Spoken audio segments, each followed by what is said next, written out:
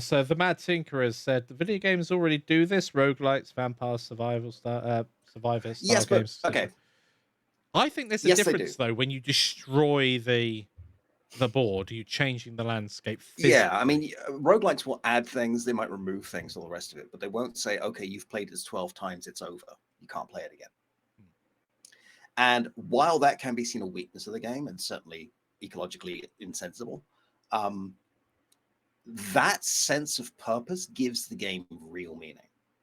Like suddenly, when I was playing a game through with my ex-wife and we had to make a decision whether or not to nuke the city of Chennai and kill all the people because the infection rate was simply too high and it was going to destroy the world. And in a normal game, that'd be just like a conversation. But here, it had Quick actual save. weight because we couldn't know what the long-term consequences of that would be, but they would be. Yeah, quite literally. If you imagine playing a game and on your Yeah. next playthrough that character was no longer there because you Well, no, killed not them in just the that last character. one, That's roguelikes do that. or that building, or that even city. That level type. Yep. Yeah, no, there are moments in most legacy games where, and the first time you do it's actually kind of a shock. Destroy this card. You're expected to rip it up or burn it. Like it doesn't exist anymore. Yeah, it's gone, eradicated. That would be an interesting sales point to the game. By the way, you could definitely do DLC, new character. Oh no, I mean it comes with a bunch of stuff that you add to the game as you go. Yeah, But you're also removing stuff. You're putting permanent stickers on the board. Like once cities get to a certain point of infection, they just stay there and you can't travel there. imagine playing Monopoly, but zombie Monopoly, where the houses slowly Zombopoly. become they become quarantined, so you can no longer buy them or use them. That sounds very 2020. Wait a minute. Yeah. So we've been waffling for an hour. No, actually, the game did make us our ex-wife. We got on very well at that point. World going crazy made her my ex-wife. I will say one more thing about Pandemic Legacy. Pandemic Legacy had the most visceral reaction to any game I've ever had. And I can't tell you why without massively spoiling the plot, which I love, but I was so mad at a game component, I took a dry erase board and went to the bathroom and wrote rude things about it all over my bathroom walls. Jan's descent into I madness felt starts personally betrayed by a game component. And when a game has that kind of effect on you, that's a good design. It's not frustrated like, oh, that's so badly done, rah, throw my toys out the pram. But like, you're so emotionally invested and then you feel betrayed by a decision that this component makes in the plot. Yeah. Like, it feels like a real oh, that was good. But it's part of the storyline. It's not something that... So say you're playing like a 4-player game and an AI is controlling one of the characters and the AI does something stupid and then you lose that character. You're not frustrated in that manner. It's a genuine, like, you probably even you've done see something. it coming, to be honest. Like often when you're playing these games, it's like, yeah, this character's going to betray me. I had that when I was playing the original Watch Dogs. Yeah. Like both of these characters are going to betray me. They're just going to be, oh, look, they did. Shock face.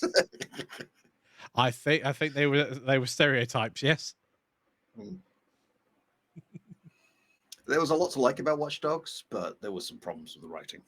Yes. I don't want to badmouth the writers. I think they're very talented, but I think the pressures of making the game that big and that successful and that quickly probably didn't help. Well, it's challenging. As a movie producer once said, anyone can write a better Hollywood script, but can you write a script that can survive the rewrite process? Bye. No, it's challenging. Yeah. Whether it's a story or... I mean, that's one of the things with creating a game. Ultimately, you're creating an experience, and often games don't start from something like a story. You'll be exploring a mechanic, and you go, oh, this is a good game mechanic. How can we use it? This is a fun game mechanic. and a game can literally grow from that mechanic standpoint, and then the story is almost a way of prolonging that game experience rather than changing anything massively. And I know for certain, I mean, we've talked about it before with GTA 5, when you have different, you could tell almost that it's been made at different times by different people. The swimming mechanic makes no sense. It uses completely different controls, and you get in a helicopter and you're flying into walls, and you're like, okay, I've got this. You get into a plane and you're like, whoa, no. And it's like, Oh, who? do you remember when we did that heist mission, that stealth heist in GTA 5 that they added? And we had to do like diving, and like the I'm controls were completely different to screaming at anything Jan. else we've done. Like, How do I dive? I'm pressing that button. we're trying to get. It was great. We'd done the entire mission, and we'd done it almost exactly at the 10-minute level where we get an extra bonus money. And someone noticed us right at the last minute, but it's okay. They haven't woken up the island. All we're gonna do is get in the boat. So we jump into the water, and then we get into the boat, and then we press the button to get in, but it hasn't registered, which makes us dive into the water. But now the button to go up is the same button that we had before to go down. So we're diving deeper into the water, go back into the boat, get to the boat, and press the button. That's the wrong button. That's dive. Mikey, you getting into the boat? Nope, my character does not want to get into the boat. Yeah. I'm trying. He's going for a swim.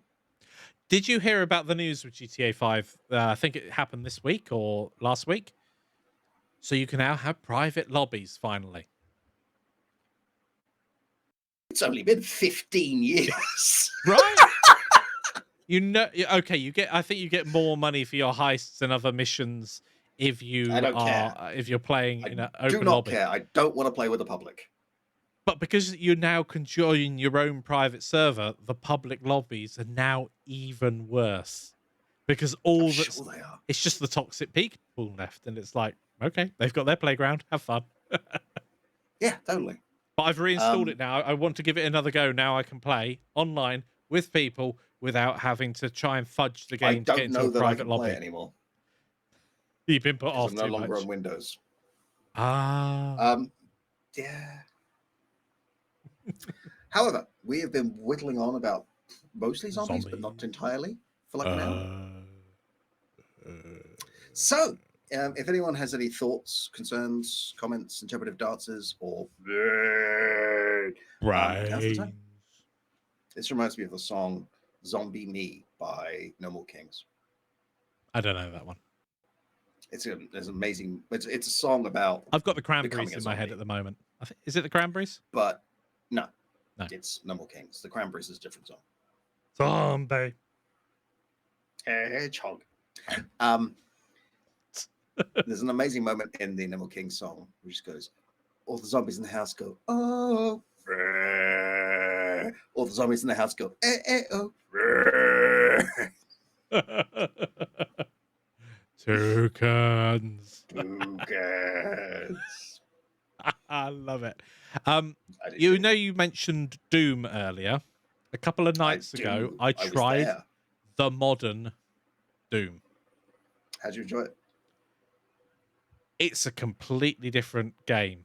I actually read the instructions. So I played not the most recent one, but the one before, and I was struggling with it because I just picked it up and played it like a first-person shooter.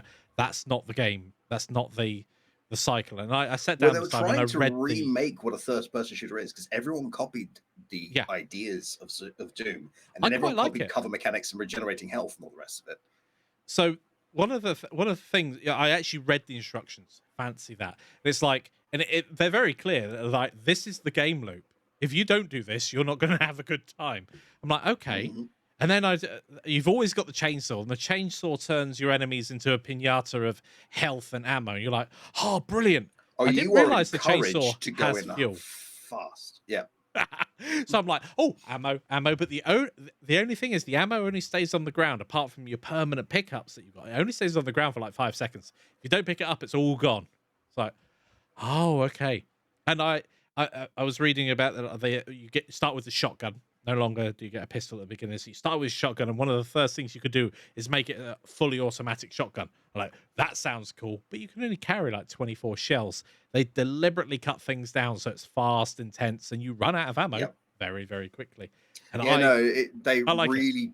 I haven't played it, but I've seen a lot of design analysis in that game. They really wanted to rethink what a first-person shooter is because it's become so much cover mechanic, regenerate health, which means that the way you play is you hide behind a thing, hop out, shoot a bunch of things, hide behind the thing. You've got all the ammo in the world. And that's not the player's choice in a way. It's the way the game's designed. Did it start with Halo? Halo had like regenerative health, didn't it? Or if you out for long enough, your health or shields regenerated, one or the other. And that does change the mechanic of the game significantly if you can just gain all your health back by hiding for a few seconds. Because what are you going to do? Hop round a corner? That was the conversations we had with the God of War RPG project. Yeah. Should we have regenerating health? And the answer was no. We'll have health potions. It makes sense. There's consequences to running out of health. Yeah, overall, I found it very get fun. The behavior of the players that your game encourages. Like that famous thing with the Deus Ex remake. Not Human Revolution, but the one before. Mankind Divided? Where players were mad because they spent the entire time going through every single draw. And a game designer was on Reddit going, why'd you do that? It's like early on, you put a praxis kit in that drawer. You put a praxis kit in the first drawer, so now I have to check all of them. Yep. Like, oh, yeah, no, we did do that, didn't we? Like, I will hold my hand up. You get the behavior reward. Divided. That's exactly what I did. I went through every drawer just in case. You had to. It was insane not to. Deus Ex, Mankind Divided, Draw Hunter Edition. Deus Ex, Stationary Divider. Okay, so the first one's the one that had a bit of controversy over like the DLC that you could download once and you paid for it to use once. And I remember one of the downloads was a sniper rifle. So you could have a sniper rifle. But actually, after you got out the first building, if you climbed on top of, I think it was like a fuel station or service station or convenience store of some description, there was a sniper rifle. So it's like you paid like £1.50, so you can not use a sniper rifle. They had a lot of controversy with the DLCs. Yeah. You should watch the 3.5 hour long video by H. Bomber Guy on Deus Ex. I have. Which is fascinating. I'm not going to watch it again. Don't watch it in one go. No. But it's really fascinating. He goes into exhaustive detail. It's called Deus Ex is Fine. It's a good game. I haven't played. I've got Human Revolution, but I've not actually played it yet. It's fine. Big fan of the original though, and as they say in there, every time someone mentions Deus Ex in a video, the person watching, or at least one of them, is going to re-download it and play it. Yep. No, that was an amazing game. So yeah, I think this is a good time to finish. It's a good time to wrap up, and going to thank everybody for joining us this evening for our ramble into games. I just noticed that the video itself just says dissecting games. We forgot to put zombies in the title. Must remember to put title. Well. Let us know if you prefer this kind of format compared to us playing a thing and just waffling over that. I think there's a lot to be gained from just like picking a theme or a mechanic or a genre. But you know, whatever you guys find interesting. Well, thank you everybody for joining us this evening. And thank you everyone for joining us this evening. That's what I said.